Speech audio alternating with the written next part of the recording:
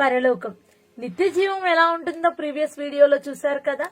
మరి అటువంటి దేవుని రాజ్యంలో ప్రవేశించాలంటే ఏం చేయాలో ఈ వీడియోలో చూద్దాం. శాస్త్రి యేసునొద్దకు వచ్చి ఆజ్ఞలన్నిటిలో ప్రధానమైనది ఏదని ఆయనను అడిగెను.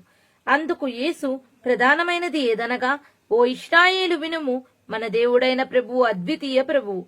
నీవు నీ పూర్ణ హృదయముతోనూ, పూర్ణాత్మతోనూ, పూర్ణ వివేకముతోనూ, పూర్ణ బలముతోనూ నీ దేవుడైన ప్రభువును ప్రేమించవలనన్నదే ప్రధానమైన ఆజ్ఞ.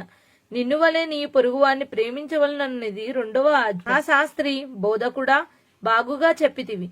ఆయన అద్వితీయుడనియు ఆయన తప్ప వేరొకడు లేడనియు నీవు చెప్పిన మాట సత్యమే. వివేకముగా ఉత్తరమిచ్చినని యేసు గ్రహించి, నీవు దేవుని రాజ్యమునకు దూరముగా లేవని అతనితో చెప్పెను. ఏ విషయం ఆ శాస్త్రిని దేవుని రాజ్యానికి సమీపంగా చేసింది? ఆయన గ్రహించిన సత్యం. దేవుడు అద్వితీయుడనియు ఆయన తప్ప వేరొకడు లేడన్న విషయమే. మీరేం చేస్తున్నారు? ఒక్కడైన దేవుణ్ణి త్రిత్వం అంటూ, సాటి లేని దేవునికి భాగస్వామ్యం కల్పిస్తూ, మార్పు లేని దేవుడు శరీరధారిగా వచ్చేశాడంటూ అజ్ఞానంలో కూరుకుపోయి ఈ పరలోక రాజ్యాన్ని కోల్పోతున్నారు.